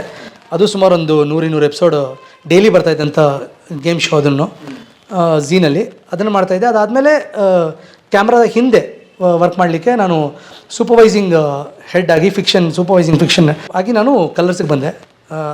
ಪರಮ್ ಸರ್ ಕಲರ್ಸ್ನ ಹೆಡ್ ಪರಮೇಶ್ವರ್ ಗುಂದ್ಕಲ್ ಅವರು ಅವಕಾಶ ಕೊಟ್ಟರು ನನಗೆ. ಸೊ ಅಂದರೆ ನೀವೇನು ಮಾಡಿರಿ ನೋಡಿ, ಈಗ ನಿಮ್ಮ ಧ್ವನಿ ಮೂಲಕ ಗುರುತಿಸ್ಕೊಂಡ್ರೆ ಅಂದರೆ ಕಲಾವಿದ ನೀವು ಬೇಸಿಕ್ಲಿ. ಹೌದು. ಅಂದರೆ ವಾಯ್ಸ್ ಆದರೂ ಆಗಲಿ ಅಥವಾ ಆ್ಯಕ್ಟಿಂಗ್ ಫೇಸ್ ಆದರೂ ಆಗಲಿ, so you're an artist. So ನೀವು when you come behind the screen, ಅಂದರೆ ಒಂದು ಇಡೀ ಕಾರ್ಯಕ್ರಮ ಒಂದು ಕಟ್ಟುವ ಕೆಲಸದಲ್ಲಿ, ಹೌದು, ಸೊ ಈ ಕ್ರಿಯೇಟಿವಿಟಿ ಅಥವಾ ನಿಮ್ಮ ತನ ಹೋಗ್ತದೆ, ಅಲ್ಲಿ ಜವಾಬ್ದಾರಿ ಜಾಸ್ತಿ ಆಗುತ್ತೆ ಇನ್ಫ್ಯಾಕ್ಟ್. ಬಿಕಾಸ್ ಆಮೇಲೆ ಎಲ್ಲ ಎಕ್ಸ್ಪೀರಿಯನ್ಸು ನನಗೆಲ್ಲ ಹೆಲ್ಪ್ ಮಾಡ್ತೇವೆ ಬರಾಮ್. ನಾನು ಇಲ್ಲಿ ಬರಿತಾ ಇದ್ದೆ, ನಾನೇ ಕಂಟೆಂಟ್ ಬರಿತಾ ಇದ್ದೆ. ಆಮೇಲೆ ನೀವು ಹೇಳಿದಾಗೆ ನಾವು ಆ್ಯಂಕರಿಂಗ್ ಮಾಡ್ತಿದ್ದಂಥ ಡೇಸಲ್ಲಿ, ಹೋಸ್ಟ್ ಮಾಡ್ತಿದ್ದಂಥ ಶೋಲ್ಲಿ ನಮಗೆ ಟಾಕ್ ಬ್ಯಾಕ್ ಇರಲಿಲ್ಲ. ಕಿವಿನಲ್ಲಿ ಹಾಕಿ ಯಾರೋ ಒಬ್ಬರಲ್ಲಿ ಸ್ಕ್ರಿಪ್ಟ್ ಬರೆದು ನಮ್ಗೆ ಹೇಳ್ತಿರ್ಲಿಲ್ಲ. ಈಗೆಲ್ಲ ಟಾಕ್ ಬ್ಯಾಕಲ್ಲಿ ಮಾತಾಡ್ತಾರೆ. ಈಗ ಒಂದೇ ಒಂದು ಶೋನಿಗೂ ಟಾಕ್ ಬ್ಯಾಕ್ ಇರಲಿಲ್ಲ. ಟಾಕ್ ಬ್ಯಾಕ್ ಅನ್ನೋ ಕಾನ್ಸೆಪ್ಟ್ ಬಂದಿದ್ದೇನೆ ಈಗೀಗ ಒಂದು 2014-15 ಆದಮೇಲೆ. ಹೌದು, ಅಲ್ಲಿ ತನಕ ನಾವೇ ಸ್ಪಾಂಟೇನಿಯಸ್ ಆಗಿ ಸ್ಕ್ರಿಪ್ಟ್ ಮಾಡಿಕೊಂಡು, ಸ್ಕ್ರಿಪ್ಟ್ ರೈಟರ್ ಇರ್ತಿರಲಿಲ್ಲ, ನಮಗೆ ಹೇಳೋರು ಹಿಂಗೆ ಏನೋ ಬೇಕು ಅಂತ ಒಂದು ವೇಗ ಹೇಳೋರು, ನಾವೇ ಅದನ್ನು ಫ್ರೇಮ್ ಮಾಡ್ಕೊಂಡು ಹೇಳಬೇಕಾಗಿತ್ತು. ಅಂದರೆ ಕನ್ನಡ ಭಾಷೆ ಸ್ಪಷ್ಟ ಇರಬೇಕಿತ್ತು, ಕನ್ನಡ ಭಾಷೆ ಗೊತ್ತಿರಬೇಕಿತ್ತು, ವಿಷಯ ಗೊತ್ತಿರಬೇಕು, ಸ್ಪಾಂಟೇನಿಯಸ್ ಆಗಿ ಅದನ್ನು ಹೇಳಬೇಕು, ಫ್ರೇಮ್ ಮಾಡ್ಕೋಬೇಕು. ಫ್ರೇಮ್ ಮಾಡಿಕೊಂಡು ಎಲ್ಲವೂ ಅಗೇನ್ ರೇಡಿಯೋ ನನಗಿದೆಲ್ಲದಕ್ಕೂ ಒಂದು ದೊಡ್ಡ ಸ್ಕೂಲ್ ಆಯಿತು. ಯಾಕೆಂದರೆ ರೇಡಿಯೋಲಿ ನಾವು ನಾವೇ ಡೈರೆಕ್ಟ್ರು, ನಾವೇ ಸ್ಕ್ರಿಪ್ಟ್ ರೈಟ್ರು, ನಾವೇ ಟೆಕ್ನಿಷಿಯನ್ನು, ನಾವೇ ಅಲ್ಲೆಲ್ಲ ಫೀಡರ್ಸ್ ಆಪ್ರೇಟ್ ಮಾಡೋದು. ಜನ ನೋಡೋರು ಅನ್ಕೋತಾರೆ ಮೋಸ್ಟ್ಲಿ ರೇಡಿಯೋಗೆ ಒಂದು 10 ಜನ ಕೆಲಸ ಮಾಡ್ತಾರೆ ಅಂತ. ಯಾರೂ ಇಲ್ಲ, ಒಬ್ಬ RJ ಸ್ಟುಡಿಯೋಲಿ ಇರ್ತಾನೆ, ಅವನಿಗೆ ಎಲ್ಲ ಕೆಲಸ ಮಾಡೋದು. 10 ಜನದ ಕೆಲಸ ಒಬ್ಬನೇ ಮಾಡಬೇಕು. ನಮ್ಮ ರೇಡಿಯೋలో ಹೇಳ್ಕೊಟ್ಟಿದ್ರು, ನಾವು ಯಾರೂ ಇಲ್ದಾದ್ರೂ ನೀನು ಇಡೀ ಸ್ಟೇಷನ್ ನಡ್ಸೋಂಗಿರಬೇಕು ಅಂತ. ಬೇಕಾದ್ರೆ ನಾಳೆ ಟೆರರ್ ಅಟ್ಯಾಕ್ ಆಯ್ತಪ್ಪ, ನೀವೊಬ್ಬರು ಸ್ಟುಡಿಯೋಲಿದ್ದೀರಾ, ಸಿಕ್ಕಾಕೊಂಡ್ಬಿಟ್ಟಿದ್ದೀರಾ, ರೇಡಿಯೋ ನಿಲ್ಬಾರ್ದು, the show must go on, ಹೆಂಗೆ ಮಾಡ್ತೀರಾ? ಮಾಡಬೇಕಲ್ಲ, ಅದಕ್ಕೆ ಮಸ್ಟ್ ಬಿ ಪ್ರಿಪೇರ್ಡ್ ಅಲ್ಲ. ಸೊ ಟೆಕ್ನಿಕಲಿ ಕೂಡ ನಾವು ಪ್ರಿಪೇರ್ಡ್ ಆಗಿರ್ತಿದ್ವಿ ಅದಕ್ಕೆ. ಸೊ ಅಷ್ಟು ಪ್ರಿಪೇರ್ ಮಾಡಿತ್ತು. ಆ ಥರದ ಒಂದು ಸ್ಕೂಲಲ್ಲಿ ನನಗೆ ಟ್ರೈನಿಂಗ್ ಸಿಕ್ಕಿದ್ರಿಂದ ನನಗೆ ಇಲ್ಲಿ ಕಷ್ಟ ಆಗಲಿಲ್ಲ management. And radio is a well paid job. Radio is a very well paid job. ಚೆನ್ನಾಗಿ ನನಗೆ ಅಲ್ಲಿ ಸಂಬಳ ಬರ್ತಿತ್ತು. ಬಟ್ ಆಲ್ಸೋ ಬೇರೆದೆಲ್ಲ ಮಾಡಲಿಕ್ಕೂ ಕೂಡ ನಂಗೆ ಅವಕಾಶ ಕೊಟ್ಟರು. ಬೇರೆ ಕಡೆಯಿಂದ ನಂಗೆ ಬೇರೆ ಸ್ಟೇಷನಿಂದ ಕಾಲ್ ಬಂದಿದ ತಕ್ಷಣ, ಬೇರೆ ಯಾವುದೋ ಒಂದು ಚಾನಲಿಂದ ಕಾಲ್ ಬಂದ ತಕ್ಷಣ, ನೀನು ಬೇರೆ ಏನು ಬೇಕಾದ್ರೂ ಮಾಡ್ಕೊಳಪ್ಪ, ಬಟ್ ನಮ್ಮ ಶೋ ಮಾಡು ಅಂತ ಹೇಳಿ ಅದೆಲ್ಲವೂ. ಅದಕ್ಕೆ ನಾನು TV, cinema, events, voice overs, ಬೇರೆ ಕಡೆ ಎಲ್ಲ ಮಾಡಲಿಕ್ಕೆ ನನಗೆ ಅದಕ್ಕೆ ಅವಕಾಶ ಸಿಕ್ಕಿದ್ದು. ಬಿಕಾಸ್ ಆ ಎಲ್ಲ ಫ್ರೀಡಮ್ನು ಅಲ್ಲಿ ರೇಡಿಯೋ ಸ್ಟೇಷನಲ್ಲಿ ಕೊಡ್ತಿದ್ರು. ಇದ್ರ ಮಧ್ಯೆ ವಾಯ್ಸ್ ಓವರ್ಸ್ ಮಾಡ್ತಿದ್ದೆ. ರಿಕಿ ಕೇಜ್ ಅವ್ರಿಗೆ ಸ್ಕ್ರಿಪ್ಟ್ ಬರೀತಿದ್ದೆ ನಾನು. Ricky cage Grammy award winner. ಈಗ ಅವರವಾಗ ತುಂಬ ಆ್ಯಡ್ಸ್ಗಳು ಮಾಡೋರು, ತುಂಬ ಆ್ಯಡ್ಸ್ ಪ್ರೊಡ್ಯೂಸ್ ಮಾಡೋರು. ಸೊ ಅವ್ರಿಗೆ ರೆಗ್ಯುಲರಾಗಿ ನಾನು ದಿನ ಅವ್ರ ಸ್ಟುಡಿಯೋಲಿ ಇರ್ತಿದ್ದೆ ಸ್ಕ್ರಿಪ್ಟ್ಗಳು ಬರ್ಕೊಂಡು. ಸೊ ಸ್ಕ್ರಿಪ್ಟ್ ಬರ್ಕೊಡ್ತಿದ್ದೆ ಅವ್ರಿಗೆ. ವಾಯ್ಸ್ ಒಂದು ನಾವು ಸಿಕ್ಕಾಬಿಟ್ಟೆ ನಾನು 30-40 ವಾಯ್ಸ್ ಮಾಡೋದ್ರಿಂದ ಬೇರೆ ಬೇರೆ ಕ್ಯಾರೆಕ್ಟರ್ಗಳು ಎಲ್ಲ ಅವ್ರ ರೆಕಾರ್ಡಿಂಗಲ್ಲಿ ಆಗೋದು.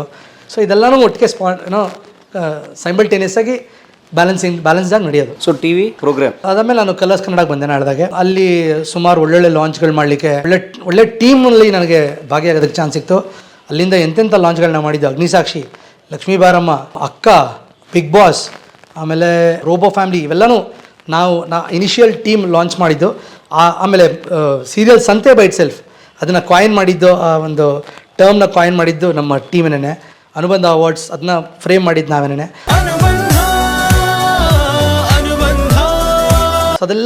ಅದೆಲ್ಲ ಪಾರ್ಟ್ ಆಗಲಿಕ್ಕೆ, ಭಾಗ ಆಗಲಿಕ್ಕೆ ದೊಡ್ಡ ಅವಕಾಶ ಸಿಕ್ತು. Again that was a fantastic learning. ಅಗ್ನಿಸಾಕ್ಷಿನ 3 ದಿವಸ ನಾವು ಮಲಗದೆ ನಿದ್ದೆನೇ ಮಾಡದೆ ಶೂಟ್ ಮಾಡಿದ್ದು. ಅದು ಆ್ಯಕ್ಚುಲಿ ಅದು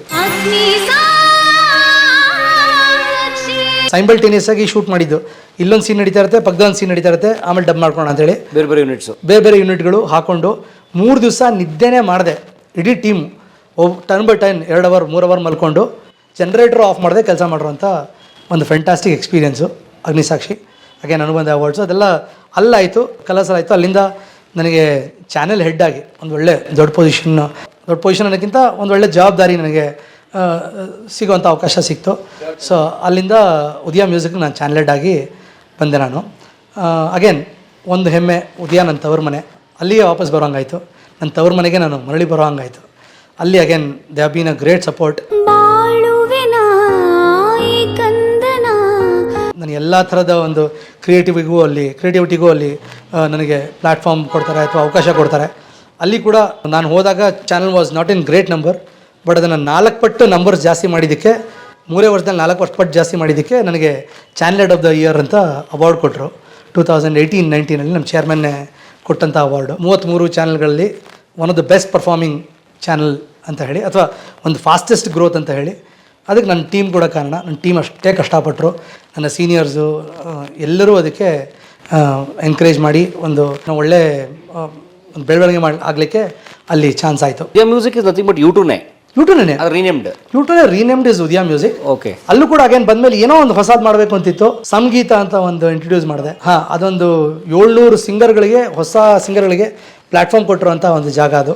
ಅಗೇನ್ ಹೊಸಬ್ರಿಗೆ ಏನೋ ಒಂದು ಅವಕಾಶ ಮಾಡಬೇಕು, ಏನೋ ಒಂದು ಹೊಸತನ ಮಾಡಬೇಕು ಅಂತ ಹೇಳಿ, ಒಂದು not a great budget, but ಆ ಬಜೆಟಲ್ಲಿ ನಾವು ಚಾಲೆಂಜಿಂಗ್ ಆಗಿ ಅದನ್ನ ಇನಿಷಿಯಲಿ ಶೂಟ್ ಮಾಡೋಕ್ಕೆ ಶುರು ಮಾಡಿ, ಆಮೇಲೆ ತುಂಬ ದೊಡ್ಡದಾಗಿ ಬೆಳೀತು. ಇವತ್ತಿಗೆ ಅರೌಂಡ್ 2 ಮಿಲಿಯನ್ ಫಾಲೋಯಿಂಗ್ ಇರೋ 1.1 ಮಿಲಿಯನ್ ಇರಬೇಕು ಫಾಲೋಯಿಂಗ್ ಇರೋಂಥ ಒಂದು ಯೂಟ್ಯೂಬ್ ಚಾನೆಲ್ ಇಸ್ ಸಂಗೀತ. ಅಲ್ಲಿ ಅಗೇನ್ ತುಂಬ ಜನ ಸಿಂಗರ್ಸ್ಗಳಿಗೆ ಪ್ಲ್ಯಾಟ್ಫಾರ್ಮ್ ಸಿಕ್ತು. ಎಷ್ಟೋ ಜನ ಇವತ್ತಿಗೆ ಅರ್ಜುನ್ ಜನ್ಯ ಅವರು, ಹರಿಕೃಷ್ಣ ಅವ್ರ ಹತ್ರ ಹಾಡಿರೋ ಇನ್ಸ್ಟೆನ್ಸ್ ಇದೆ. ಅಲ್ಲಿಂದ ನೋಡಿ ಈ ಟ್ಯಾಲೆಂಟ್ನ ಗುರುತಿಸಿ ಕರೆಯೋಣ ಅಂತ ಬೇರೆ ಚಾನಲ್ಗಳು ರಿಯಾಲಿಟಿ ಶೋಗಳಿಗೆ ಕರೆದಿರೋಂಥ ಇನ್ಸ್ಟೆನ್ಸ್ ಇದೆ. ಗ್ರೇಟ್.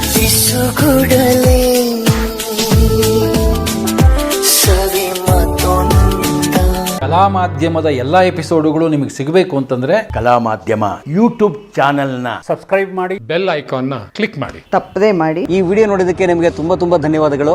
ಪುಸ್ತಕಗಳನ್ನ ಓದು ಮನಸ್ಸನ್ನ ಅರಳಿಸುತ್ತೆ, ಬುದ್ಧಿಯನ್ನು ಚುರುಕು ಮಾಡುತ್ತೆ, ಕಾಣದ ಹೊಸ ಲೋಕವನ್ನು ಪರಿಚಯಿಸುತ್ತೆ. ಹಾಗಾಗಿ ಓದುವ ಸಂಸ್ಕೃತಿ ಹೆಚ್ಚಾಗ್ಲಿ. ಧನ್ಯವಾದ.